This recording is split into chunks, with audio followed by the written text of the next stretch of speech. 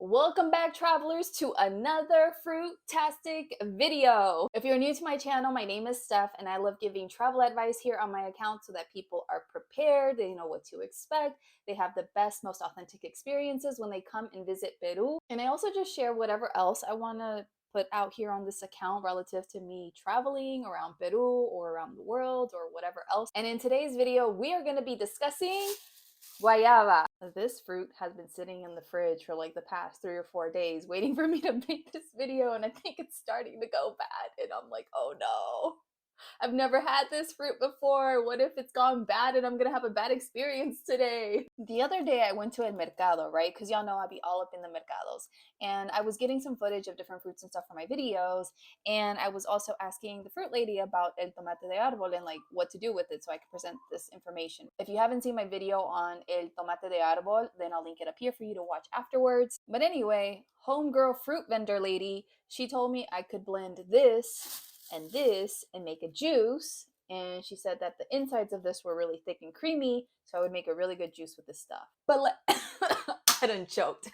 But let's backtrack a bit, people. Listen, this was like the nicest one in my bag because, like I said, I think they're starting to go bad. Guayaba, also known as guava in English, is originally from America, okay, North and Central and South America, and guayaba is found in tropical zones within Peru, Mexico, Colombia, and other places within this region of the world. Apparently, there is a yellow as well as a pink version of guayaba, but I've only seen this yellow version in the mercados around here recently. I don't know if we have a pink one somewhere in Peru, but I've only seen this one. Guayaba is a rich source of vitamin C, fiber, and antioxidants, and contains minerals such as potassium, folate, and magnesium. It's believed to have medicinal properties and helps aid digestion as well as supports you overcoming coughs and colds. Also, the leaves of this plant supposedly are really good for stopping diarrhea. Supposedly, its flavor is tropical with a hint of acidity, and its flavor is described as a combination of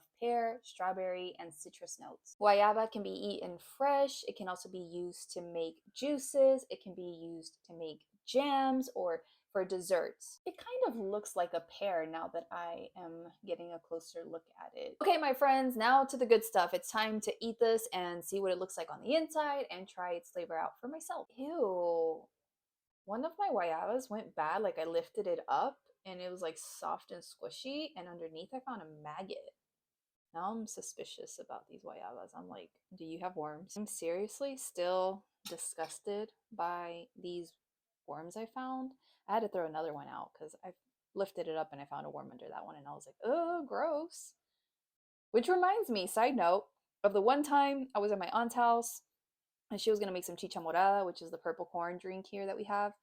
And anyway, long story short, we got the corn out and I think it had like worms on top of it or something, like the maggots. And she was like, oh, you just like scrape them off. They're still good to use. And I was like, ew, you want to make chicha morada with these worm infested corn thingies? And then after that, I didn't drink her chicha morada whenever I went to her house for a while. All right, I cut these open. I'm not sure if there are worms in here. I don't know if I should eat this.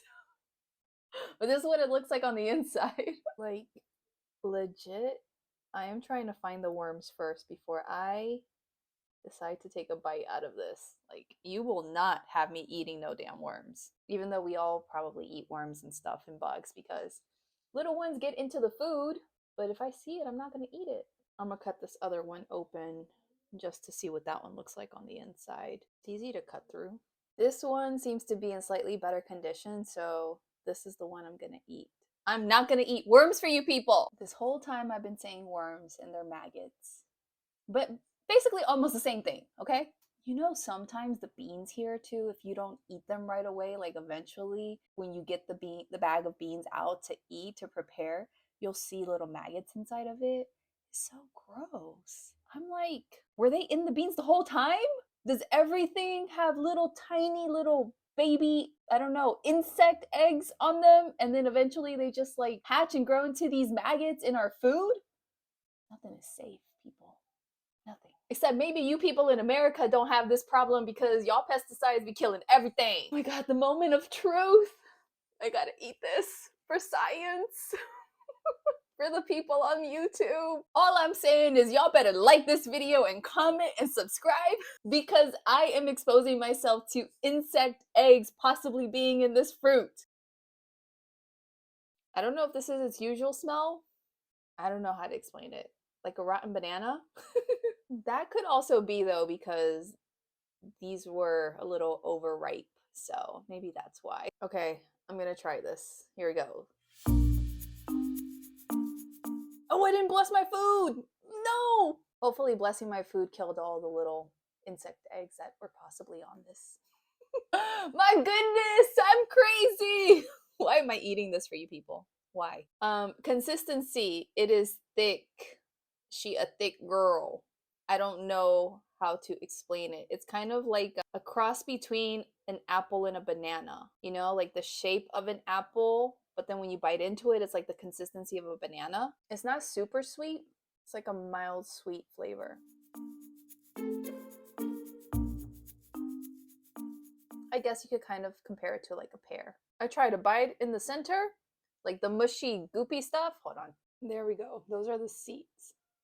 Anyway, the seeds are hard AF. They kind of remind me of the seeds from the tuna fruit. If you haven't seen that video yet, I'll link it up here, okay? There's a whole playlist on different fruits from Peru you need to try when you're here. But these seeds, they are really hard. Like I don't want to risk biting into it and breaking a tooth. Know what I mean? It definitely has that thick, creamy consistency that the lady at the fruit stand told me about. So I am going to go and blend this because I don't want to eat anymore. I'd rather just blend it into a juice and hopefully forget about the maggots. Out of sight, out of mind. So anyway, I'm gonna blend the pulp from the tomate de árbol. The video for that one will be up here as well. And this, and make a juice and come back and let you know. I am back, my friends. And you know what I realized while I was like washing the blender and stuff? I was like, oh my God, I haven't had lunch today. I totally forgot to eat. I don't know what's going on lately, but I really haven't had much of an appetite recently. And I don't know if that's just because I've been like busy just dedicating all my time and energy to making all these videos, or if something's going on with the energy, because y'all know I'm a spiritual girly. And when things are going on with the energy, like I really feel that. And if I don't eat much, it's usually because something funky is happening with the energy right now. Because y'all know I love to eat. Back to our video though, I blended the guayaba with the tomate de árbol and some water. And because those fruits weren't even that sweet anyway to begin with, I added a little bit of sugar just so that it's sweet enough for me. Because y'all know I love my sweet things. All right, so I'm going to try this now and we'll see. Look at the color. It looks like when you blend papaya with milk. Disgusting. Any fruits blended with milk to me is so gross. I don't care what you say. Anyway, it has that like light orange color to it. And the flavor is good. It's nice and thick and creamy, like when you add a banana to your blender for your smoothie or something like that. The flavor is nice. I think I really taste the tomate de árbol, and I just had one. And yeah, I like it better this way. If there were maggots in this, they are now blended and part of my smoothie.